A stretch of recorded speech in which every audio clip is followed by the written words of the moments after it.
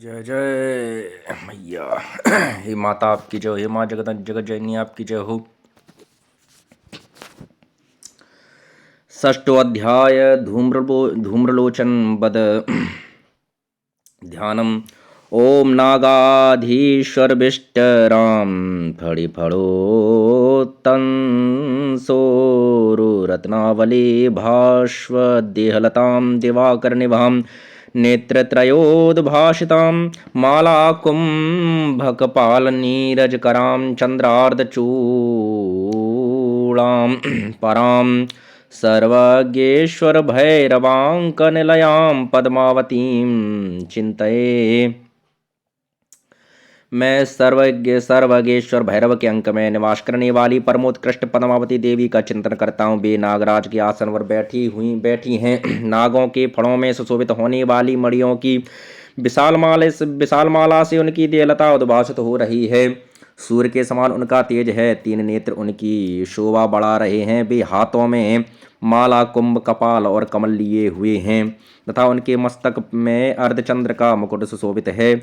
ऋषि कहते हैं, देवी का यह कथन सुनकर दूत को बड़ा अमरस हुआ और उसने दैत्यराज के पास जाकर सब समाचार विस्तार पूर्वक कह सुनाया। दूत के उस वचन को सुनकर दैत्यराज कुपित हो उठा और दैत्य सेनापति धूम्रलोचन से बोला, धूम्रलोचन, तुम शीघ्र अपनी सेना साथ लेकर जाओ और उस दुष्टा के केस पकड़कर घसीटते हुए उसे बलपूर्वक यहाँ ले आओ।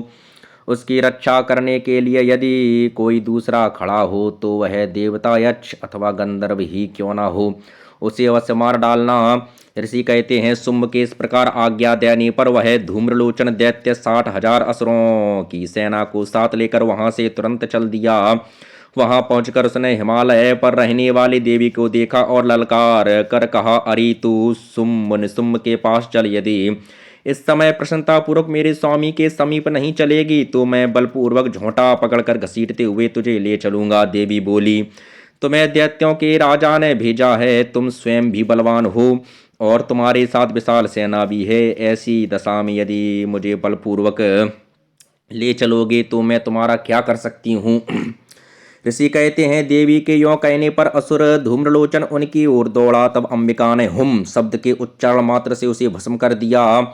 फिर तो क्रोध से भरी हुई दैत्यों की विशाल सेना और अंबिका ने एक दूसरे पर तीखे सहायकों, शक्तियों तथा फरसों की वर्षा आरंभ की। इतने में ही देवी का वाहन सिंह क्रोध में भरकर भयंकर गर्जना करके गर्दन के बालों को हिलाता हुआ असुरों की सेना में कूद पड़ा। उसने कुछ दैत्यों को पंजों की मार से, कितनों को अपने जबड़ों से और कितने ही महादैत्यों को पटक कर ओठ की दाढ़ों से घायल करके मार डाला। उस सिंह ने अपने नखों से कितनों के पेट फाड़ डाले और थप्पड़ मारकर कितनों के सिर धड़ से अलग कर दिए।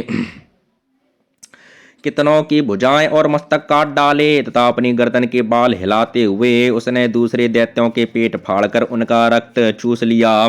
अत्यंत क्रोध में भरे हुए देवी के वाहन उस महाबली सिंह ने क्षण भर में ही असुरों की सारी सेना का संहार कर डाला। शुंभ ने जब सुना कि देवी ने धूम्रलोचन असुर को मार डाला तथा उसके सिंह ने सारी सेना का सफाया कर डाला, तब उस दैत्यराज को बड़ा क्रोध हुआ। उसका ओठ कांपने लगा। उसने चंड और मुंड नामक दो महादैत्यों को आज्ञा दी, हे चंड और हे मुंड, तुम लोग बहुत बड़ी सेना लेकर वहां जाओ। उस देवी के झोंटे पकड़कर अथवा उसे बांधकर शीघ्र यहाँ ले आओ। यदि इस प्रकार उसको लाने में संदेह हो तो युद्ध में सब प्रकार के अस्त्र शस्त्रों तथा समस्त आसुरी सेना का प्रयोग करके उसकी हत्या कर डालना। उस दुष्टा की हत्या होने तथा सिंह के भी मारे जाने पर उस अंबिका को बांधकर साथ ले शीघ्र ही लौट आना। इस प्रकार श्री मार्कंडेय पुराण में सावर्णिक मनवंतर की कथा के अंतर्गत देवी महात्म्य में धूम्रलोचन वध नामक छठा अध्याय दुर्गा मैया के चरण में समर्पित करता हूँ। हे माँ बाप की जय हो।